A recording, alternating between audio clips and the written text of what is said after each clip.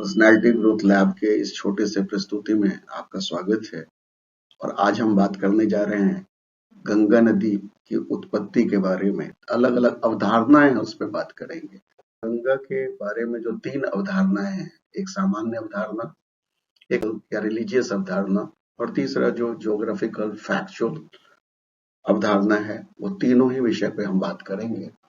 तो सबसे पहले हम लोग इसके जनरल कंसेप्ट की बात करें तो चूंकि गंगा नदी की प्रधान शाखा भागीरथी है, जो गढ़वाल में हिमालय के गौमुख नामक स्थान से गंगोत्री हिमनद के ग्लेशियर से निकलती है और फिर उत्तराखंड, उत्तर प्रदेश, बिहार, पश्चिम बंगाल, बांग्लादेश से गुजरते हुए लगभग 2525 किलोमीटर की दूरी तय कर अंत में गंगा सागर में बंगाल की खाड़ी में मिल जाती है। तो इसलिए सामान्य अवधारणा के अनुसार हम कहते हैं कि ये गंगोत्री से निकलती है या गोमुख से निकलती है, और अगर स्पेसिफिक हो जाए तो गोमुख से निकलती है और फिर ये बंगाल की खाड़ी में मिल जाती है। धार्मिक अवधारणा में कहानी है कि कैसे ब्रह्मा जी के कमंडल से इनकी उत्पत्ति हुई, विष्णु के चरण को इन्होंने स्पर्श किया, फिर शिव की जटा ने इनके प्रचंड तेज को रोका।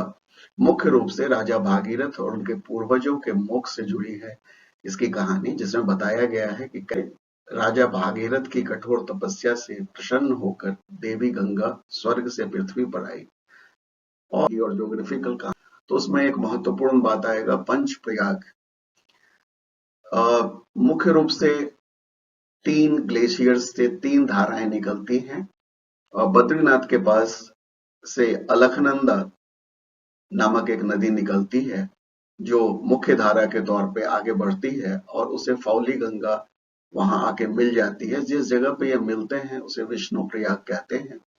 और चूंकि भूगोल के नियम के अनुसार जो छोटी नदी होती है उसका वही अस्तित्व समाप्त माना जाता है और आगे जो नदी चलती है वो अपने मूल नाम से चलती है। तो यहाँ विष्णु प्रयाग के बाद ये फिर अलकनंदा के नाम से ही जानी जाती है।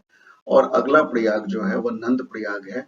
नंद प्रयाग में यहाँ पर आके नान पापकानी या नान पापनी भी कुछ लोग कह देते हैं, नदी है जो अलकनंदा में नंद प्रयाग में मिलती है। और चूंकि ये भी एक छोटी नदी है तो इसका भी अस्तित्व यहीं समाप्त हो जाता है और अलकनंदा आगे बढ़ जाती है। और जो उसके आगे जब हम जाते हैं तो वहां एक पिंडार गंगा नाम की नदी आके मिलती है। जो जगह है जहां वो मिलती है उसे हम कर्ण प्रयाग कहते हैं। और कर्ण प्रयाग से भी, चूंकि ये छोटी नदी थी, ये अपना अस्तित्व खो देती है और आगे अलकनंदा ही बढ़ती है। और अलकनंदा का अगला जो पड़ाव होता है हमारा, वो आके जुड़ता है हमारे पास रुद्रप्रयाग में। और रुद्रप्रयाग में दूसरे ग्लेशियर से, जहां केदारनाथ के ग्लेशियर से जो मंदाकिनी बह के आई है, वो यहाँ मिलती है रुद्रप्रयाग में। और मंदाकिनी भी यहीं समाप्त हो जाती है, क्योंकि जो अलकनंदा की धार है, गहराई है, वो ज्यादा है। और अलकनंदा आगे जाके देवप्रयाग में इनके साथ भागीरथी मिलती है। भागीरथी से एक और छोटी सी नदी बीच में कहीं मिलती है।